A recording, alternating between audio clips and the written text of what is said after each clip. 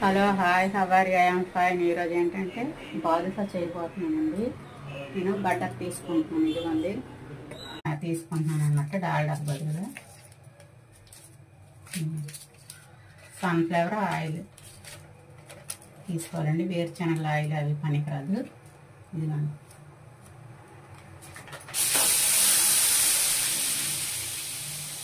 Paper కూడా కొంచెం వేడిస్తే paper కూడా తీసుకుంటాం.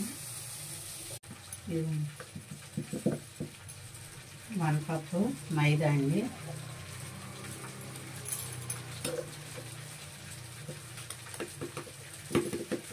అలా 2 కప్స్ మైదా వేసుకుంటున్నాను.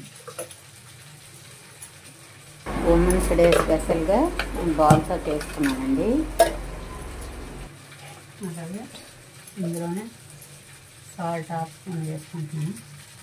చిన్నది సరిపడంత వేసుకున్నాను.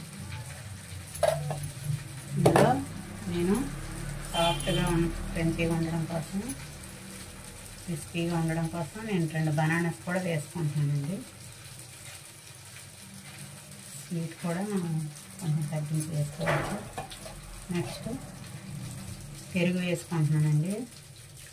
అప్పటికప్పుడు తోడు పెట్టుకొని పెరుగు అన్నమాట. ఒక్కరోజు అంటే ఎక్కువ పులుసు కాకుండా. ఇప్పుడు ఏ కప్పుతో అయితే మైదా పిండి తీసుకున్నామో అదే కప్పుతో 1.5 అంటే కప్పుడు ఇంకా హాఫ్కి 1.5 అన్నమాట షుగర్ వేసుకోవాలి. ఇప్పుడు కప్పు వాటర్ కూడా 1.5 అన్నమాట. ఇలా వేసుకొని ఇప్పుడు దీన్ని కూడా స్టవ్ మీద పెట్టుకొని స్టవ్ మీద అందులోనే నేను ఎలాచి నెక్స్ట్ కుంకుమ పువ్వు కూడా వేసుకున్నానండి.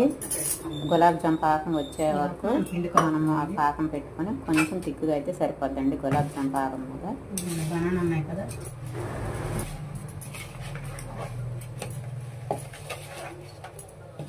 చేద్దాం. బాగా స్మాష్ చేయాలి. పెరిగేసాము బనానాస్.